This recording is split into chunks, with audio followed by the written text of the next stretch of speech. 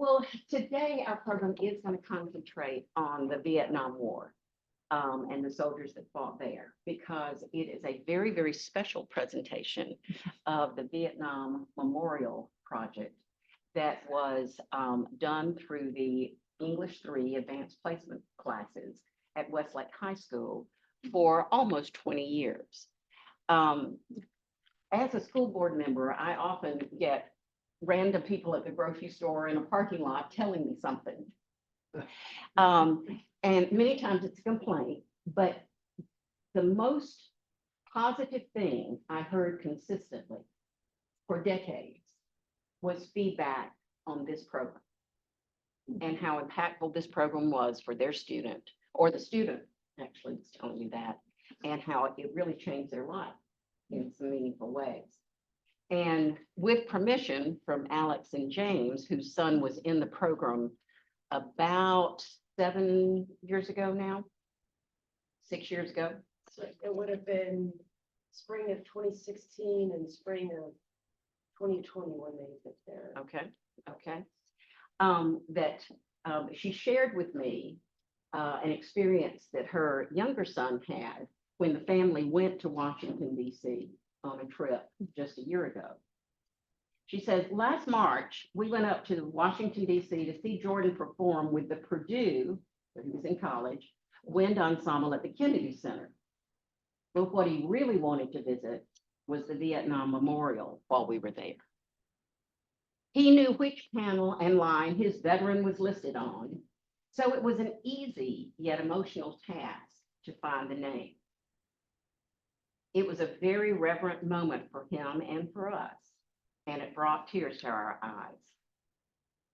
He gave pause to the memory and the opportunity that he had to pay tribute to his veteran, the cause to which these veterans dedicated their lives, and to the family and friends who remained at home.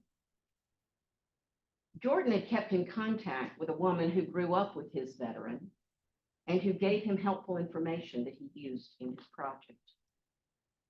Finding that panel was a memorable process that allowed the project to come full circle. Another unique and impactful opportunity offered by the district. This important, impactful, life-changing project would not have happened without these two marvelous teachers. If you've been anywhere near Westlake High School, and particularly the language arts side of Westlake High School, you know how legendary Becky Stuckey and Valerie Taylor are. Both had been with Eanes before their retirement for close to 3 decades. And the way they taught, the way they empowered students, the experiences and the thought processes that they helped students to develop was extraordinary, along with little literature along the way. They have mentored and coached other teachers as well, but certainly a legacy of theirs that will go on forever will be this Vietnam Memorial Project. And so I am so thrilled that they agreed to actually put together their remembrances and their processes and their vision, and they're sharing that with us today. So thank you, Ellen.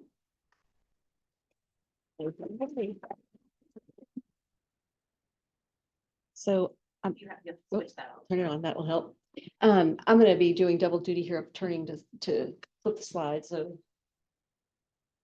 thank you for that introduction. So we're going to give you a little bit of context for the unit in which this project occurred, talk about the project, how it came to be, and then what it ended up becoming, as well as giving you some information that you can then go find out more on your own afterwards as well.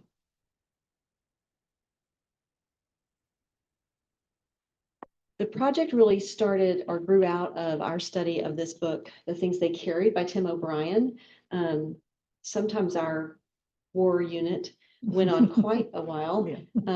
And we not only read this novel, which is Tim O'Brien's fictional account of his experiences in the Vietnam War, always confusing for students because he names one of his characters Tim O'Brien. And so it's always like, is this real? No, but sort of, yes, because the whole concept of the novel is that the truth comes from the fiction. And so that was always a challenge, but we made it through. And in addition to reading the novel, we also read lots of poetry. We read other essays, some short stories. We had videos, we all kinds of things that went on. Some of the videos listed here, Dear America, and then during the, well, I guess as we were working on this project over the years, a former Westlake teacher, Cheryl King, who became Cheryl Freeze, married her husband Patrick, and they ended up creating these videos that we were able to use as well. In addition to that, we had guest speakers that came in, and Becky has a picture of a couple of them with her from one of the times that they were with us, and they would come and talk about their own experiences in the war. Don Dorsey was a sniper. Ron was an infantryman, Yes. right? And Joe Boatman was in the Navy. And the medic. And a medic. And James Hart was a Marine, Mhm. right? I'm getting that right. And so they came, and not only did they come and tell their stories, but they brought lots of photographs, and they shared those photographs with the students, passed the albums around. They also brought a plethora of devices and equipment, and I'm going to let Becky talk a little about that. The first time I had these gentlemen come in, I just had them come to my classroom, and I just didn't even think about getting permission for this. I just did it. And they came in their fatigues, carrying all these weapons that had no innards in them, but the shells of these weapons, and they marched through the commons of Westlake High School, and immediately whoever the officer was that Oscar day, James, probably. yes, said, whoa, who gave you permission to be here? And they said, well, Becky Stuckey gave us permission. I thought, well, I don't have that power, but it all worked out okay. The kids loved seeing all the paraphernalia. They brought MREs, they brought a flak jacket, they had helmets, they had pictures that we passed around. The kids would try on the flak jacket with the helmets and get to see how heavy that was and what it felt like to carry that. And it all went with the book, The Things They Carried. So that was kind of an interesting sidelight, that when I gave them permission to come into the school. I was just going to add one of they told lots of stories, Yeah. and some of them heart-wrenching stories about their experiences, not only during the war, but after the war, and coming back to the United States and having to readjust to their lives here. But I do remember Don, who was the sniper, always asking, who's a good hunter in here? Every year he would ask this question, and then he would ask them what the length of their best shot was. And then he would tell them the length of his best shot, Wow. which was 2 to 3 times the length of their best shot. Yeah.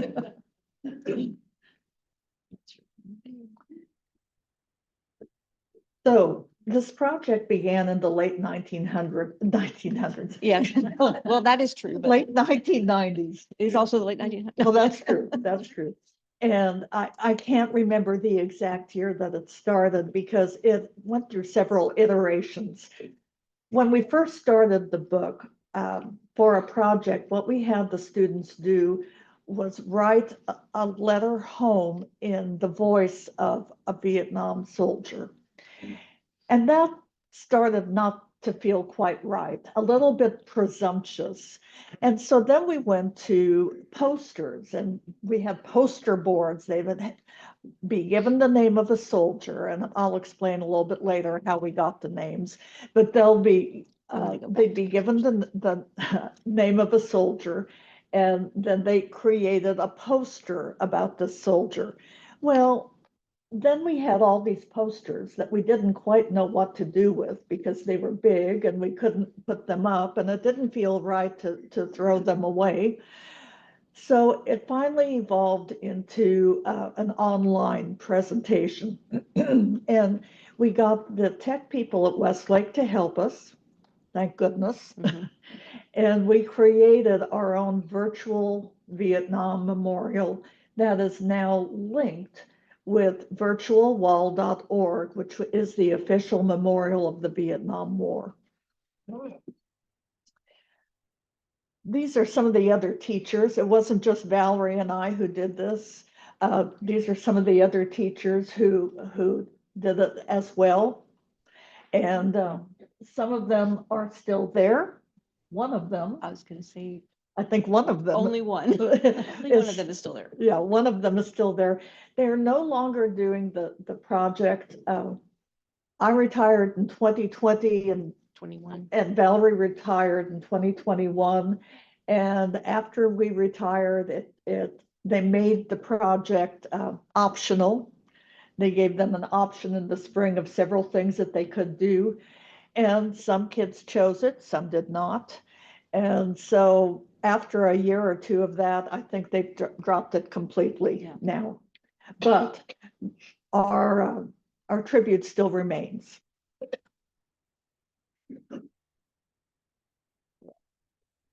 So this is just a little quote from Maya Angelou that sort of to think about, why did we do this project? And she says, those who have enjoyed such privileges we enjoy forget in time that men and women have died to win them. It didn't say in women, but we know that we had some of our projects are about women who served in the Vietnam War and did not make it back. And so we wanted to make sure that we mentioned that as well. And I think we even had some students who would request to do a project on a female who had served.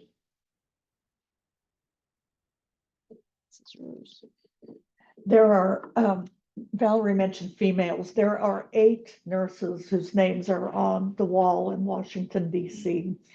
And we did we did memorialize some of those nurses.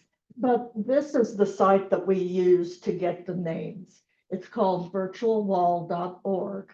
And can we go there and I can show you a little bit of how this worked. When you go to this website, virtualwall.org, you can locate people by last name, state and city, date, etc. Because if you've been to the wall, you know that it's organized by date, the date that they fell. And so what we would do is I would pick a state and we would run with that state. So give me a state, Valerie. Let's pick Texas. There we go. And it names all of the people from Texas and the cities who died during the Vietnam War. And so you can see, why don't you click on any name? Okay, you get lots of information when you click on this. You get his name, you get his rank, he was a captain. And then this long, I don't even remember what all of those abbreviations stand for. Maybe you would remember, but you get his rank, where he's from, his birth date, his death date, where he is on the wall, and then the medals and commendations that he received. Then at the bottom, there are remembrances. Sometimes, not always. But there are remembrances that people write. And kids would be able to contact, like they take this address here, email address, and contact that particular person and get information about this gentleman that way to use in their project. I'm going to click on the full profile. Hmm. So the full profile that would pop that you can click on. Yes, you can also click there and it gives you a little more information there. When he was Including the province where he died, the Binh Dong province, that his body was recovered. He was a ground casualty. And so you got a little more information that way as well. And since this person was from Alice, Texas, it's a small town with one high school. I picked that because my husband grew up there, but and that is a school that we could contact or have students contact the librarian at the high school and say, can you look back at the yearbook, figuring out here is his birth date. Yeah. And if at 18 years old, would have been this year. Can you look and see if you can find the yearbook from this year and find a picture or any pictures in the yearbook of this person? And the librarians were very helpful, especially when we could figure that out. When we started choosing cities like Philadelphia, it became harder. But when we had small towns, and even towns that had 3 or 4 high schools, you might be able to figure it out because not all those high schools existed in 1967 or 1970 or whatever. So you could figure out which high school they might have gone to. And so that really was one of the ways that we use the information from this site to sort of track down things if there weren't many remembrances or other contact information on this site. Are any of you familiar with this site? It's really interesting to browse, and it's really sobering to look at the list of names and how many young men and women lost their lives during that war. Austin, so we can just pick somebody from Austin. Okay, here's someone from Austin, a corporal. We have some information about how he died, the situation, and about some men that he was also involved with. So if the kids were lucky enough to get a name that had these remembrances, and it was all random, if they were lucky enough to get a name like this, they had something to go on. But sometimes there was no information here whatsoever. And then we had to get creative. And those kids would do things like, as Valerie said, contact a high school or contact a historical museum in the town, contact a newspaper, a hometown newspaper. And they got very creative in their ways of finding information. So that was a problem, a little bit of a problem that some kids had, but like I said, we learned to surmount that as best we could. So these are some of the ways that we did that. I mentioned the librarians at high schools who were super helpful. And sometimes if the librarian said, well, those yearbooks have been stored, they would even go find them out of the storage boxes and dig things up for us.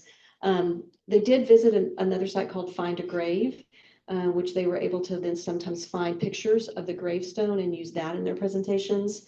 Becky mentioned historical centers, chambers of commerce, any place that we thought might have public information about people, who had lived in the town. There's also this other database. I'm going to click on that too. You want to talk about this because this was after I became an instructional partner, I think. Okay. You added this database. Kohlfeldt.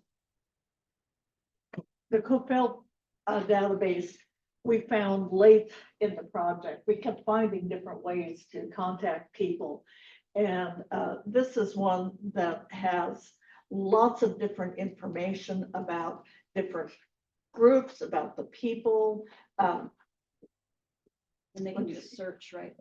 Yeah, you can search Name various search. different ways. You can search by name, which is probably the most popular, but also by date of when that person served in Vietnam, what ground forces, aviation units, naval forces, different ways to search about a person and find out about the operations that they were involved in.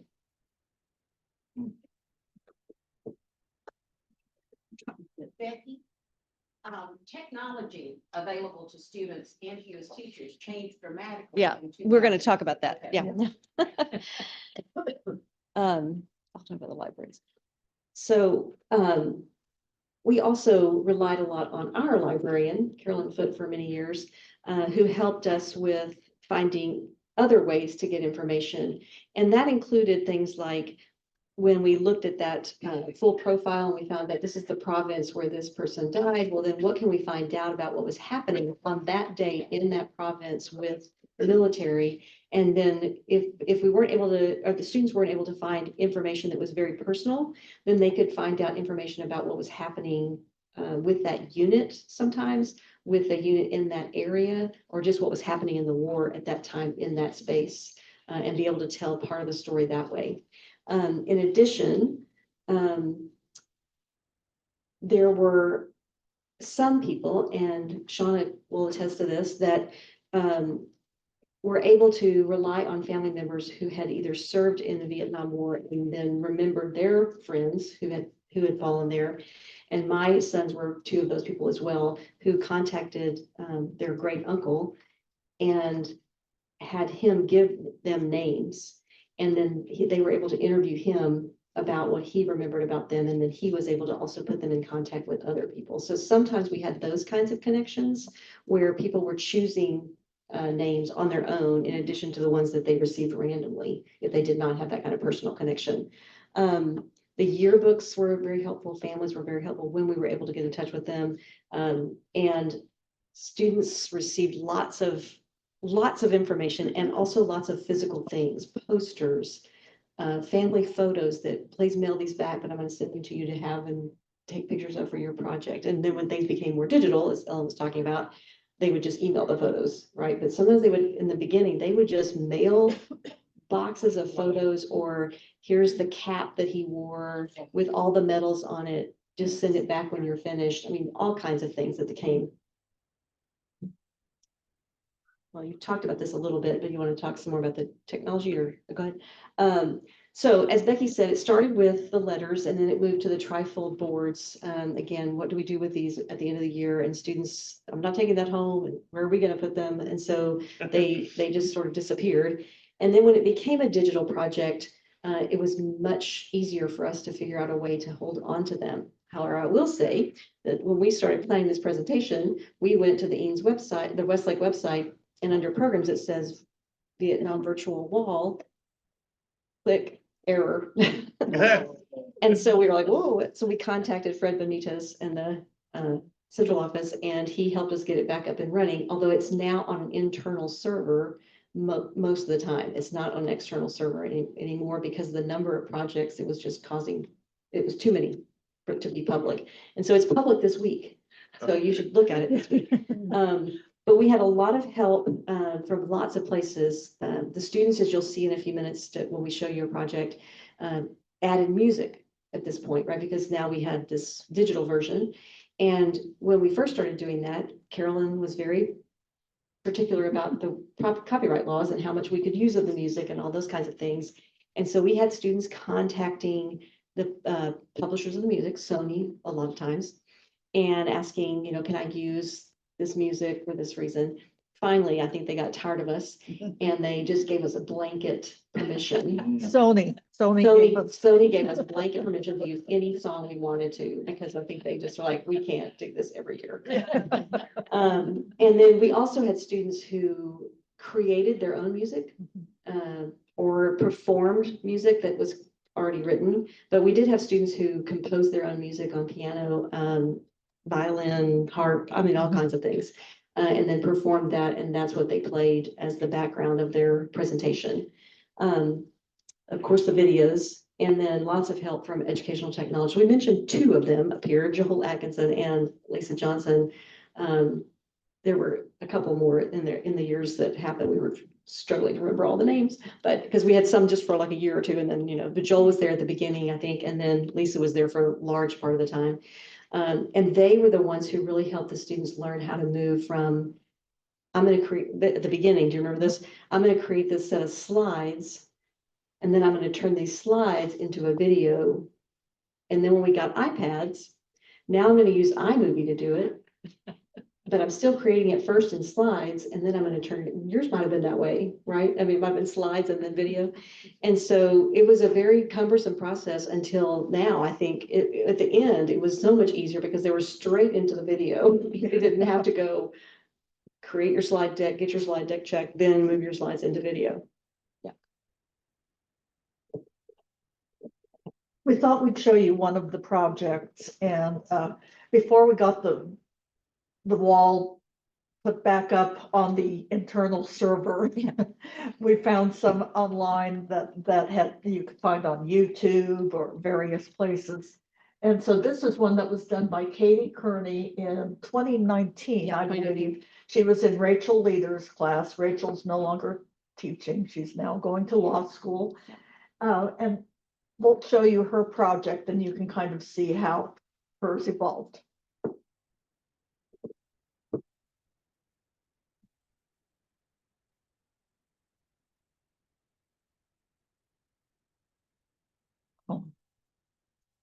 It's not playing through the, because we probably didn't set that up. I forgot to ask about that. Forgot to ask about the audio cord. Need one more cord.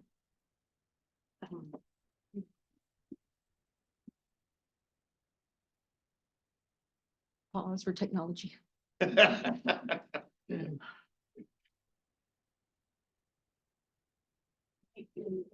Right now.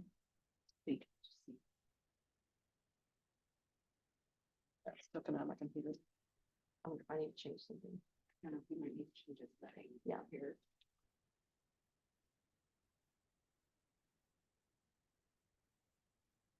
Well, they're getting that. Let Yeah, me, you can talk about some of this. let me, talk about this. It's not touchscreen. One of my students, Good on you. Yeah. Anna Kate Kelly, was able to contact the roommates of her soldier. And the kids started calling them my guy. Well, my guy served here. Well, my guy did this. Well, my guy did that. And they assumed almost an ownership or a kinship with the soldier. We heard it in that Well, email. I'm You're sorry, talking about your son. right, We heard in that email. exactly, exactly. And Anna Kate got a soldier who had graduated from Bates College, which is in Maine. And Okay. the college ended up in their alumni magazine doing a whole article about Anna Kate and the project itself, and a full page picture of her. And this is just one of the many ways that our project was publicized. Yeah, Got you it? can actually find that article online, because that Yeah. was when we were looking for projects and we thought the website wasn't gonna work. We found her project online on their alumni page. Right. Wow. Yeah. Cool. Okay, I think we got sound. Okay.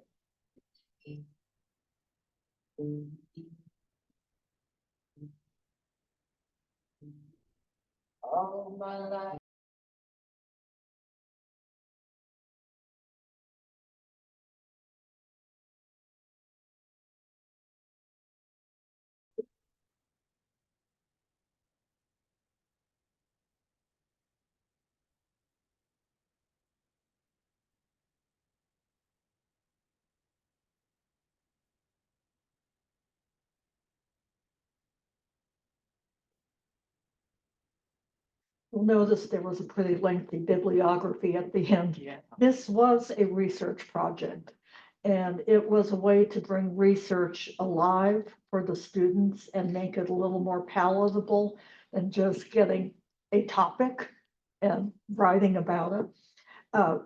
The project ended up having some far-reaching effects. I was an AP consultant and did some workshops around the nation, and several other schools, after hearing me talk about this, have started their own. I had one teacher who decided to do the same type of project with the victims of 9/11. And so it's taken on several different lives of its own. Watching that again reminded me that one of the other steps we took in helping students to create these videos was to talk about storytelling, because that's what this book is about. And you saw in there a quote about stories. And we actually had them create storyboards for the projects before they began to work in the digital space. Just thinking about what would be the best way to share this story, to tell this story of this person. And I think that is a really important thing for us to remember, is that stories are a part of all kinds of writing. So this is research writing, but we're telling a story. And in any kind of writing, we're telling a story. There's a professor named Tom Newkirk who wrote a book called Minds Made for Stories, talking about how stories are an important part of persuasive and informative writing. And sometimes we get so caught up in thinking we have to prepare students for a certain kind of writing that we forget stories are a part of all of that.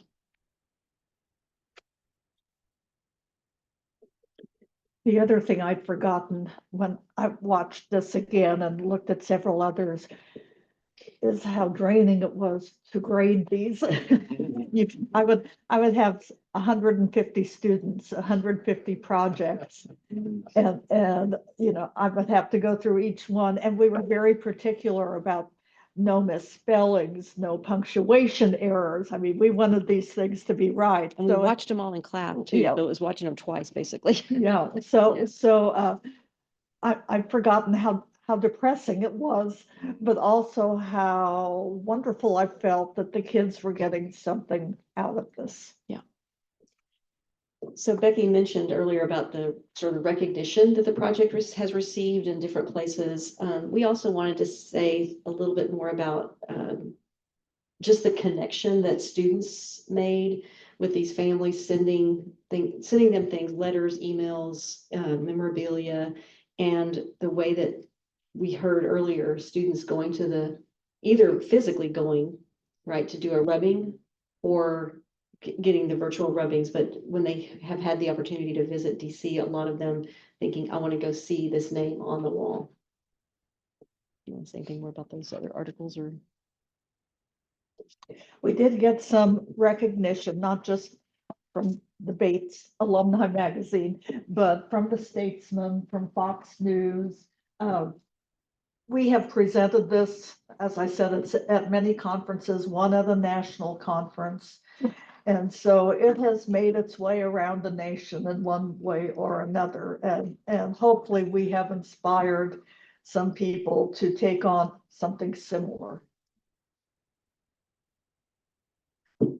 We do want to acknowledge some of the limitations with this project. And one of them is that when students were not able to get those personal contacts or find anyone who really knew that person or find any personal photographs from yearbooks or chambers of commerce or anything like that, they still had a story to tell of this person. And so they used the information they had. And we mentioned earlier that they might have taken, okay, this person served in this branch of the military in this unit. So what can I find out about this unit?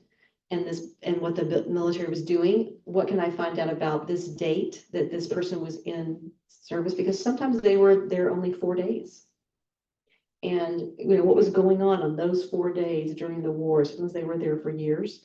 And then they would look up the province and find out about that part of Vietnam and tell us a little bit, what was the geography like in that area. So they still had a story to tell, but it did create a limitation in terms of how to tell the story of this person without the personal information. And then Valerie found this in. well, it's just a veteran, and I've been trying to be careful about this word because veteran means the person did return, right? And so a veteran who wrote about this project on a website, he watched many of the videos and was concerned in some ways from his own experience that the projects might be, as he says, uncritical sentimentalizing of the experience that people had in the Vietnam War.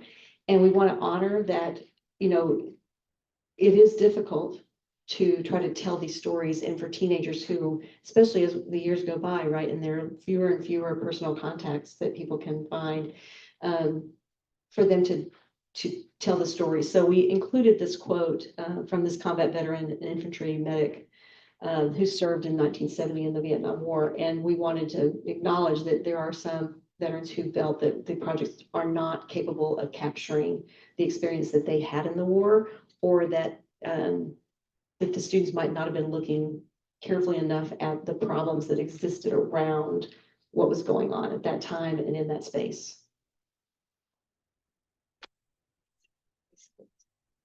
Right. Yeah. So we have, and we're going to share the slides with Ellen, and she'll be able to share them out with you, all these links of places where you can go and find out more about the people who served in the Vietnam War, including the Ken Burns documentary, the National Archives. There are also some other veterans pages that have a lot of information. And so if you're interested in finding out more about that, when you get the slides, the link, you can just click on the links. I double checked them this morning to make sure they were all working.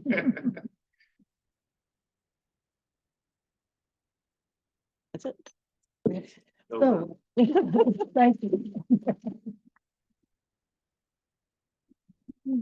We have some time for questions, if any of you have questions or comments. It's not a question, but I was a scout leader for many years, and I went to the 1989 Boy Scout Jamboree, and part of our trip was Washington, DC. And the unit from Austin was 120 boys. We had 12 adults, but 120 boys. And they wanted to see the Vietnam Memorial. And in my troop, which was 36 boys, there were 3 of them who had uncles' names on the wall. And in all 3 cases, it was their dad's brother. Mm. And that hit me in a way. I mean, if it had been their dad, they wouldn't be there. Right. Thank you. Thank you for sharing that. It meant a lot to the kids who did get to go to the wall and see that name. It was such an impact on them. So, thank you. We have one in the back. You alluded to, some of the kids actually chose particular veterans.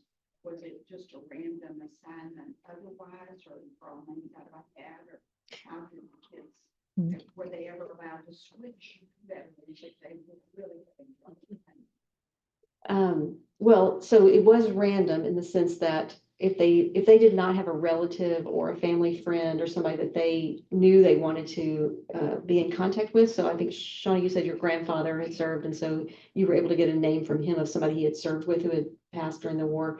But otherwise, Becky, bless her soul, Becky went through the virtual wall and selected names for us each year. And so keeping track of which names have we already used. And so most of that was solved by the fact that we picked different cities and different states every year.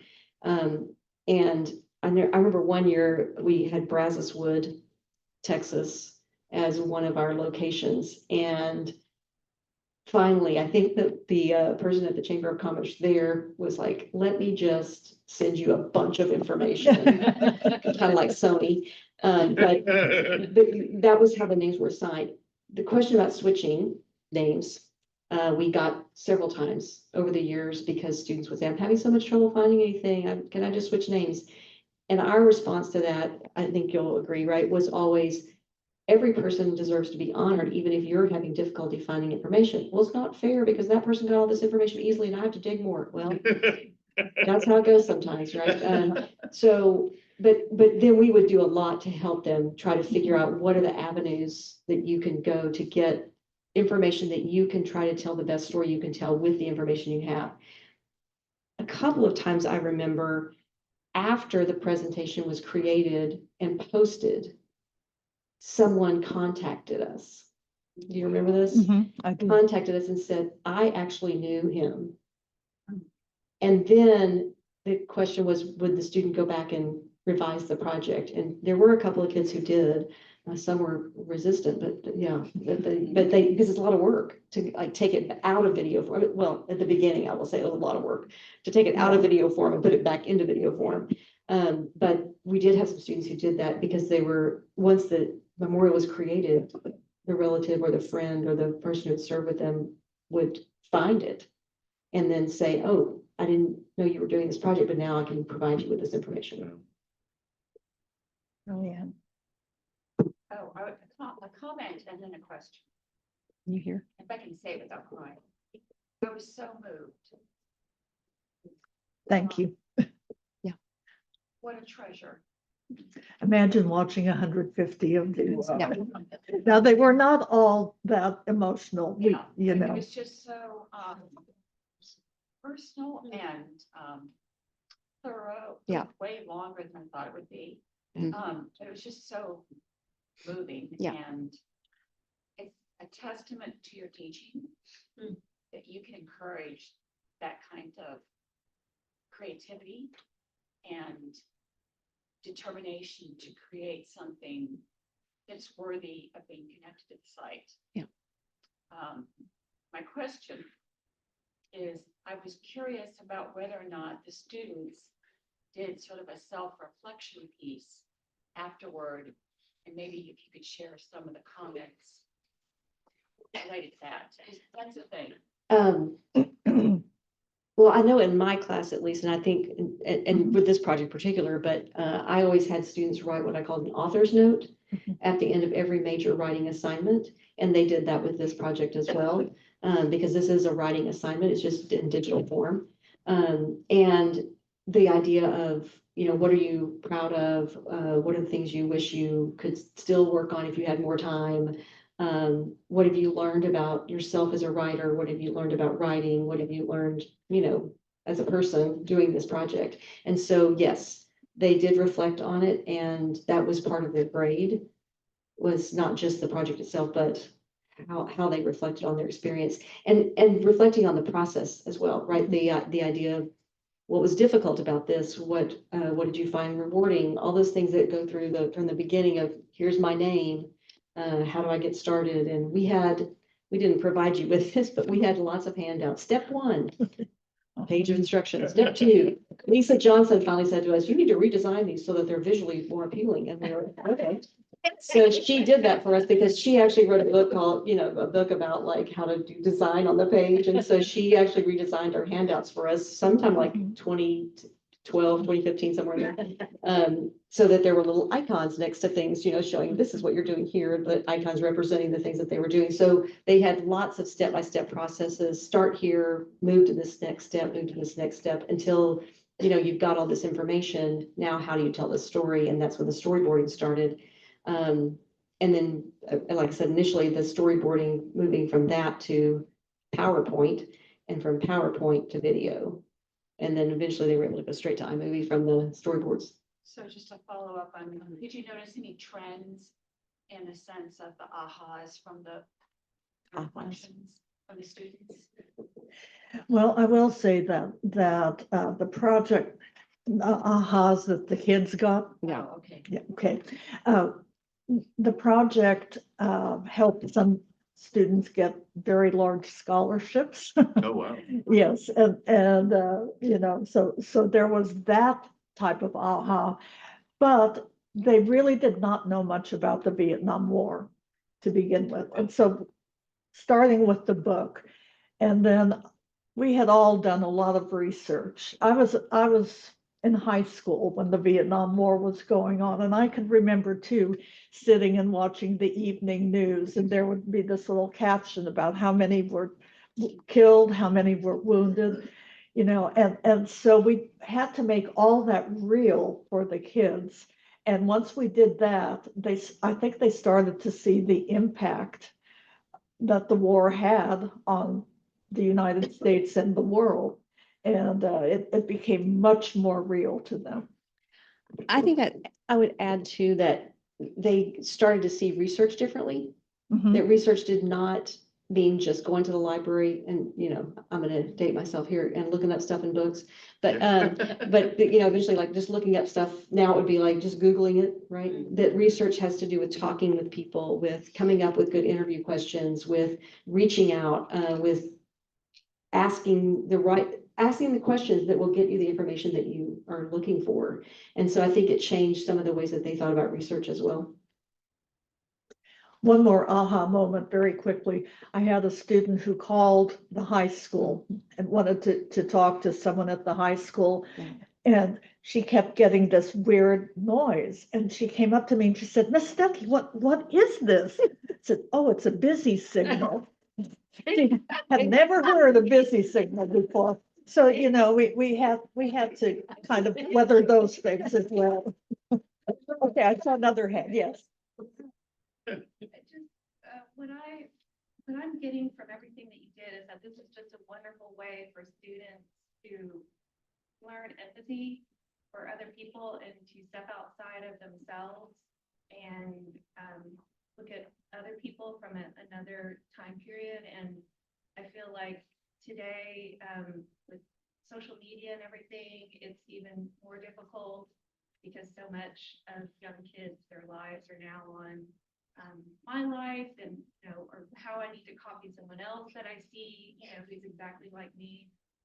So what a wonderful opportunity to give those students that opportunity to see someone from a different time, a different place, and just learn about them. I mean, just as for a teenager in their own lives growing up. And so what I'm wondering is do you know, is the book still read currently? Yes. Mhm. Yeah.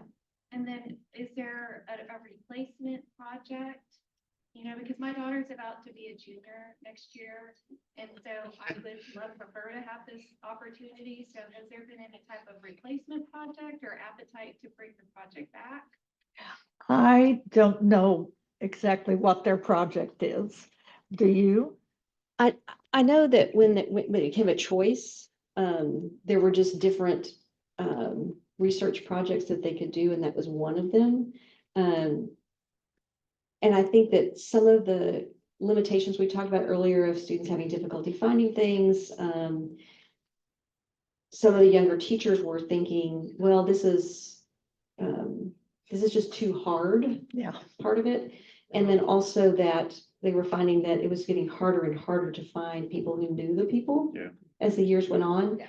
And so, and it does, I will just say, it takes a lot of time. Mhm. Because this project, we eventually moved from trying to do the project like from beginning to end in one block of time to introducing the project about the time we would start the book, having them start their research, then working on things with the book, and then coming back and doing more to give people time to respond to them. Because we learned that, you know, that we might be 3/4 of the way through the project and finally somebody would respond to them and they go, oh, I have changed my whole storyline because now I have this information. And so we spread that project out. I'm gonna say sometimes from January to May, between the beginning to the end, and doing other things, but it's a long time to work on a project in high school when you're trying to make sure you do all the standards for the state and all those things. So, and not that you can't hit Right. probably almost all of them in this one project, but it is a project that does create a lot of empathy. So I don't know the answer to that because I am not in contact with them very much. I'm in grad school. So I have not been in touch with the teachers in the last couple of years, but I know that the year after you left, they were still doing it as an option. And the year after I left, they were still doing it as an option. So probably it didn't stop until 2022 or 3.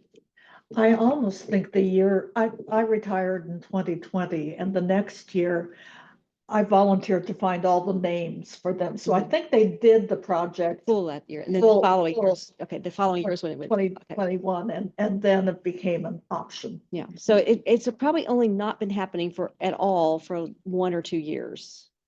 So could it come back? Maybe. I think it'd probably be a conversation that, you know, you could have with your child's junior teacher and say, I heard about this project and I wonder if you might think about doing it again. But, Okay. and yeah, I don't know. I don't put any pressure on them, but. Yes. Remember the Albert Einstein quote, takes you a long time to find out what you don't know. That's why we call it research. Yeah. Yeah. That's great. That's How great. many students? What, I may have missed this, but what's the total number of students who've been involved in the project? I don't know. He told us, didn't he? It's over 2,000. Yeah. Over 2,000, but I don't, that's one of the reasons that I'm trying to remember the number because Fred told us, he goes, because it has this many number, and I think it was like 2,100 something. Wow. Because again, it was going on for over 2 decades, so, no, not, 1.5 decades, I guess, yeah. I don't teach math, yeah. Amazing. As time passed and Vietnam became more and more of a faded memory on the part of younger teachers as well as the parents of the students, was there a tipping point you found where you felt like it wasn't in the American consciousness in the same way it had been? Or were we already at that point when you started in the late 90s? I think we were already at that point. And that's why it was so important for me as a teacher and for Valerie, I'm sure as well, to show them the importance of the war by our enthusiasm with this project, by telling the stories, by reading the books, by getting them involved in various different ways. And I'm thinking now more about your question and thinking that it wouldn't necessarily have to be the Vietnam War Mhm. because, you know, we've been involved, we were more than 20 years involved in Afghanistan. And so there's certainly the same kinds of projects in that having just ended not too long ago, right? That, not that we shouldn't keep honoring people from the Vietnam War, I'm just not saying that, but I think there's opportunity to do a project like this, and you mentioned a teacher taking it up with victims of 9/11. And so I think that idea of building empathy through this kind of personal contact and learning research to do research in that way is valuable for them. Thank you. Yeah.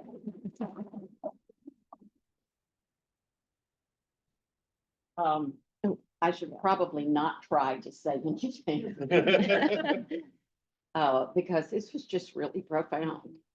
That I think for so many of us, who are more or less the same age, Vietnam is tough to talk about. Very. It was a, seminal event in our youth and development, and we really don't know what to do with a lot of it. And so to see how you worked with young students to help them process the sacrifice, the honor, the commitment, and what those young people, men and women, did with their lives. I appreciate you clarifying. Veterans did come home, thank goodness. And so, you know, I've wanted this program for several years. And I thought, well, maybe Memorial Day, but I could get them now. So I decided that we could honor the stories of the service at this special time of year. And I just want to say how much I appreciate the ripple effect that this illustrates that remarkable educators can have. Because in the memories that you create and the stories that you preserve, not just for our students, but for our students' families and associates, but for the families and the friends of the stories they tell. So it's kind of like the things they carry. It's going to go on and on and on. And you did that because you're both so marvelous inside and out of the classroom. So thank you. And thank you all for being here today. Thank you.